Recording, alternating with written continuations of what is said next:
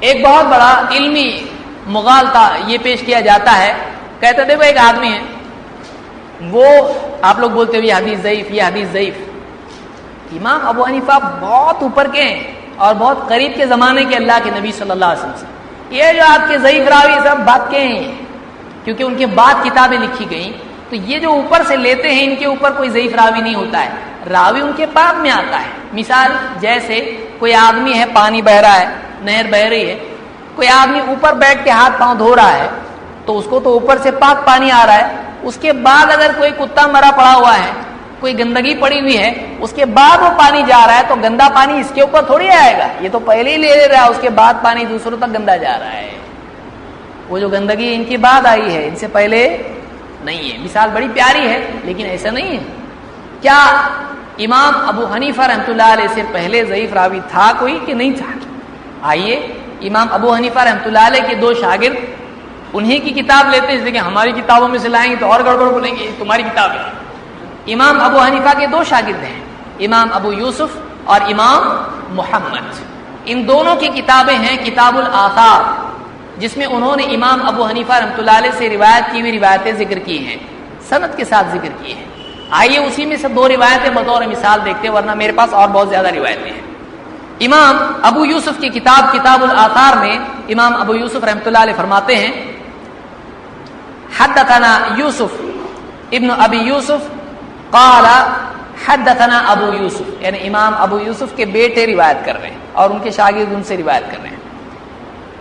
حدثنا ابو یوسف، امام ابو یوسف کہتے ہیں، قال حدثنا ابو حنیفہ عن ابی سفیان، امام ابو یوسف کیا کہتے ہیں، ہم سے حدیث بیان کی امام ابو حنیفہ رحمۃ اللہ علیہ نے، اور ان سے انہوں نے حدیث بیان کی کس سے؟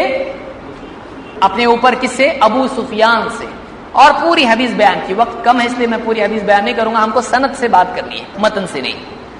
تو یہاں پر امام ابو حنیفہ کے اوپر ایک جو ہے راوی ہے ابو سفیان۔ یہ ابو سفیان کون ہے؟ اسماء و رجال کی کتابوں میں آپ تلاش کریں تو اس راوی کا نام ہے طریف ابن شہاب، طریف ابن شہاب۔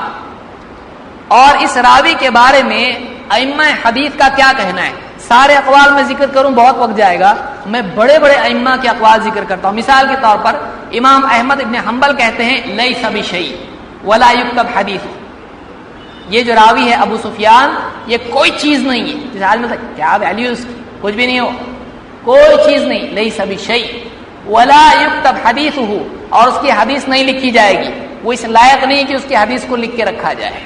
امام ابو داؤد رحمۃ اللہ علیہ فرماتے ہیں، سنن ابی داؤد لکھنے والے امام ابو داؤد کہتے ہیں اس راوی کے بارے میں لیس بشیء، اور ایک جگہ پر کہا واہی الحدیث، حدیث میں واہیات ہی ہے اور کوئی چیز نہیں ہے۔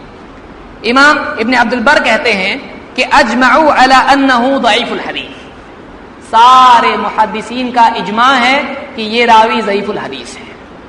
تو امام ابو حنیفہ کے اوپر ایک راوی ہے، اس کا نام کیا ہے؟ طریف، اس کی کنیت کیا ہے؟ ابو سفیان، اور سارے محدثین کا اتفاق ہے اس پر کہ وہ راوی کیسا ہے؟ ضعیف راوی ہے۔ نمبر 2، امام محمد کی کتاب کتاب الآثار میں دوسری روایت، امام محمد فرماتے ہیں اخبرنا ابو حنیفہ قال حدثنا ابان، ہم سے حدیث بیان کی امام ابو حنیفہ نے، اور انہوں نے کہا ہم سے حدیث بیان کی ابان نے۔ یہ ابان صاحب کون ہیں؟ ابان کے بارے میں امام احمد کا قول کیا ہے؟ امام احمد اس کے بارے میں کہتے ہیں لا یکتب عن ابان ابن ابی عیاش، ابان ابن ابی عیاش کی حدیث لکھی بھی نہیں جائے۔ علماء میں حدیث لکھنے کے تعلق سے قول کا کیا مطلب ہے؟ اس کی حدیث لکھو، یہ کمزور ہے، اس کو سپورٹ ملے گا تو اس حدیث کو ایکسپٹ کر لینا، سپورٹ نہیں ملے گا تو مت کرو، لیکن لکھو اس کو۔ یعنی بعض لوگ کہتے ہیں نا ضعیف حدیث لکھی کیوں علماء نے؟ تاکہ کوئی سپورٹ کا انتظار کریں، کوئی اور سپورٹ مل جائے گا تو اس کو لے لیں گے، دونوں مل کے حسن کے درجے کو پہنچے گی۔ لیکن جو سپورٹ کے لائق نہ ہو اس کو لکھو بھی مت بولتے ہیں، یعنی سخت ضعیف حدیث کو کیا کہا جاتا ہے؟ اس کو لکھو مت، لکھنے لائق نہیں، اس لیے کہ سپورٹ اس کو ملنے والا نہیں ہے۔ تو امام احمد کہتے ہیں لا یکتب عن ابان ابن ابی عیاش، ابان ابن ابی عیاش کی حدیث لکھی نہ جائے۔ قلت کان لہ ہوا، پوچھنے والے نے پوچھا کہ کیا وہ بدعتی تھے؟ قال كان منکر الحدیث، یہ منکر الحدیث تھا، یعنی معتبر راویوں کے خلاف خود ضعیف ہونے کے باوجود الٹی حدیثیں بیان کرتا تھا۔ یحییٰ کہتے ہیں متروک الحدیث، یہ حدیث میں چھوڑ دیا گیا ہے، اس کو لوگوں نے چھوڑ دیا، چھوڑ دو اس کو، اس سے حدیث نہیں لینے کی۔ امام النسائی کہتے ہیں متروک الحدیث، یہ کیا ہے؟ متروک الحدیث ہے۔ ابن معین کہتے ہیں یہ معتبر ہی نہیں ہے، لیس بثقہ۔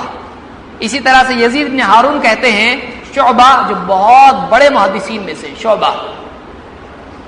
شعبہ کہتے ہیں کہ ردائی و خماری فی المساکین صدقہ ان لم یکن ابن ابی عیاش یکذب فی الحدیث، یعنی وہ کہتے تھے یہ جھوٹ بولتا حدیث میں، اور کہتے تھے شعبہ کیا کہتے تھے کہ اگر ابن ابی عیاش حدیث میں جھوٹ نہیں بولتا ہے تو میرا امامہ اور میری چادر صدقہ ہے غریبوں میں۔ جھوٹ بولتا ہے یہ، جیسے آدمی بولتا ہے نا اگر یہ صحیح نہیں ہے تو میری بیوی کو طلاق، یعنی آدمی ڈیرنگ سے بولتا ہے، ایسا ڈیرنگ سے بولتا ہے۔ تو یہ کہتے ہیں کہ اگر یہ جھوٹ نہیں بولتا ہے، اچھا نہیں بولتا ہے تو میری صدقہ پھر بولتا ہے کر کے تو بول رہا ہوں میں۔ تو یہ شعبہ کا کہنا ہے۔ اسی طرح سے ابو داؤد رحمۃ اللہ علیہ فرماتے ہیں لا یکتب حدیث، اور بھی اقوال ہیں آپ سارے دیکھ سکتے ہیں، لیکن میں صرف معظم اقوال ذکر کر رہا ہوں تاکہ وقت کی جو ہے کمی کا تدارک ہو جائے۔